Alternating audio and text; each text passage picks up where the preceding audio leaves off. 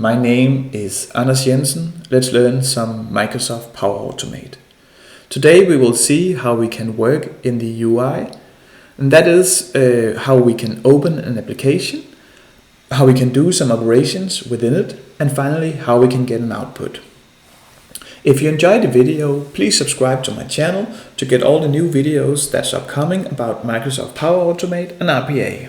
With that said, let's get started. So first we are here on the dashboard, click My Flows, and then we will go to UI Flows Preview, create a UI flow and then choose a desktop app. And here, this one will be, we can just call it application, call yours whatever you want, click next, and now we're in here. To be honest, I tried, before I made this video, I tried with a couple of apps. That was Notepad, that was WhatsApp, that was Notepad++, Spotify, and they were all not working or rather buggy. So then I chose an example which Microsoft themselves made with the calculator, and that one worked well.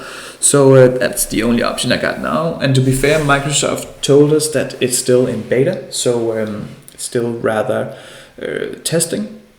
So and when you see this video, they might have fixed everything and everything is running smoothly, and you can watch this tutorial and have your recorder and everything you do in the application works really well.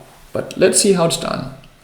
First we need some input, and I will have the input of our calculator. Let me just close this one down. So I'll open this calculator and then I'll do some operations in it.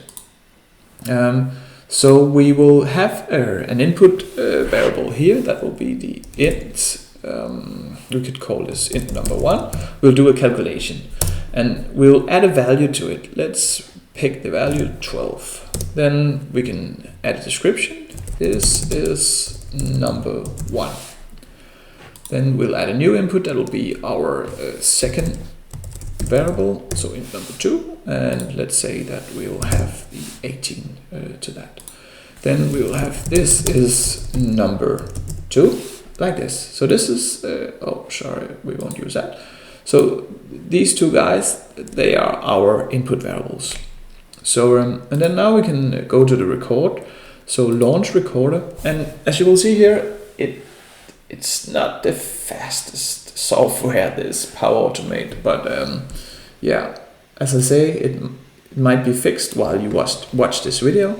So hit the record and then go to click the app you want to open, in my case the calculator, and now we want to type in our first number up here so we can do some operations with it. So use input and then go down to int number 1, click that and click wherever you want to fill that number in, and that's here, right? So that was 12, and then we will say that we want to multiply it, so click the multiply button, and then we'll use our second input, so int number 2, again click where you want to type it in, that's here, 18, and now we click the equal sign, this, and then we want to store this output into a variable 216 or whatever that is, depending on the value of our variables. So get output, select text, and that will just be up here, and the name will be, we can call this int result. Description, well, this is our result, and with the sample value that will change. This is just 216 because we chose the two variables as we did. So click save, and we could also choose to close down our application. So close up here, and now we're done. So click done, and now we'll compile, and in a few seconds we can see our calculator script. So let's open it, click it, and we can see here that our whole workflow is documented here. So first we launch it, we can even click it, we can see that we launch, we can see where. So say that we want to change the width, the height, then we can change it here. And then we type in our first, or we assign our first variable up here into this window. Then we left click, then we assign our second variable, then we left click, and then we get the result. So that's it. Let's click next. And here we got our output, that's fine, int result. So we click next again, and we can try to test it. So click test now, and we'll wait. So testing your UI flow now, please don't interact with your device until the test is complete. Okay, we won't. So 12, that was kind of fast. It was actually acceptable. However, this one is not really fast. And you will, the lack of speed here, you will not be able to use that as a RPA developer at the moment, but it might get better. So again, it could be a lot better in a week or something. It's still running. We will have Power Automate to locate our selector for the result, and then we will store it and we will inspect it. So we will wait a bit, and you'll have to hear me talk. And by the way, if you enjoyed the video, please give it a thumbs up. That will really help me a lot. And wait.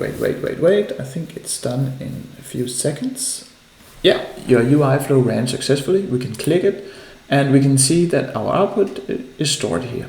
We could use this output in some other flows.